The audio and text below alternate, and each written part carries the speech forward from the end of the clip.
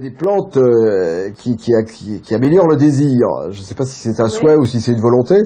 Mais en tout cas, oui. Eh bien, je vais vous répondre, je vais vous surprendre. Oui. Je vais vous surprendre, il y en a tout à fait. Et alors, il faut voir comment elles agissent là encore. Parce que, et si on fait la comparaison, ce que vous me soumettez, la comparaison avec les médicaments classiques. Bon, il existe des médicaments classiques qui en améliorant l'afflux de sang au niveau des corps érecteurs, au niveau sexuel par exemple, au niveau du pénis, vont provoquer effectivement une érection bien meilleure et une réaction supérieure au point de vue qualité à celle obtenue habituellement.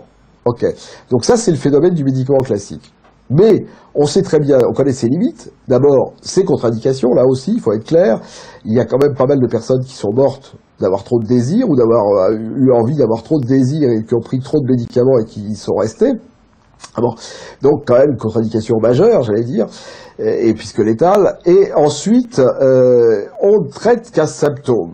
Et c'est là toute la différence entre la phytothérapie et la médecine classique, c'est qu'on ne combat pas les symptômes en phytothérapie, on essaie de traiter les causes.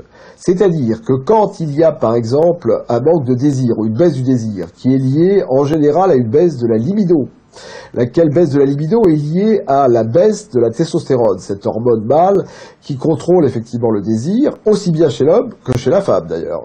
Ce qui fait d'ailleurs que les femmes à la ménopause qui disent qu'elles ont moins de désir, c'est faux, parce que paradoxalement, elles ont plus de testostérone en proportion qu'auparavant, puisque les taux d'œstrogène et de progestérone diminuent en ce moment-là, le taux de testostérone va être plus élevé, et donc en limite, elles doivent avoir plus de désir.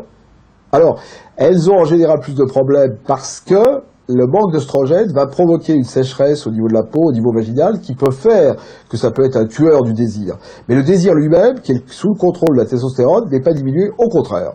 En revanche, chez l'homme, il peut arriver que pour des raisons X ou Y, la baisse de la testostérone provoque cette baisse du désir. Et alors là, il y a une plante merveilleuse qui s'appelle paradoxalement croix de Malte, Tribulus terrestris, et qui est une plante dont on se rend compte, alors c'est une plante qui vit dans le sud de la France, qui est très acclimatée dans le sud de la France, qui est une plante rampante, et elle va provoquer une montée du taux de testostérone, donc on va arriver à avoir un désir qui va être assouvi par l'intérieur, c'est-à-dire qu'en augmentant le taux de testostérone, on va augmenter le désir, et d'une manière naturelle et d'une manière durable, ce qui compte. Alors que lorsque vous prenez un médicament contre la dysérection, contre les troubles de l'érection, il va avoir un effet tout à fait provisoire et il faudra reprendre sans arrêt, et donc on va devenir là aussi encore dépendant, alors que la plante, on n'en sera pas dépendant. Son action sera rémanente, c'est-à-dire qu'on pourra continuer d'avoir ses effets, ses bienfaits pendant un certain temps, ce qui n'est pas le cas du médicament.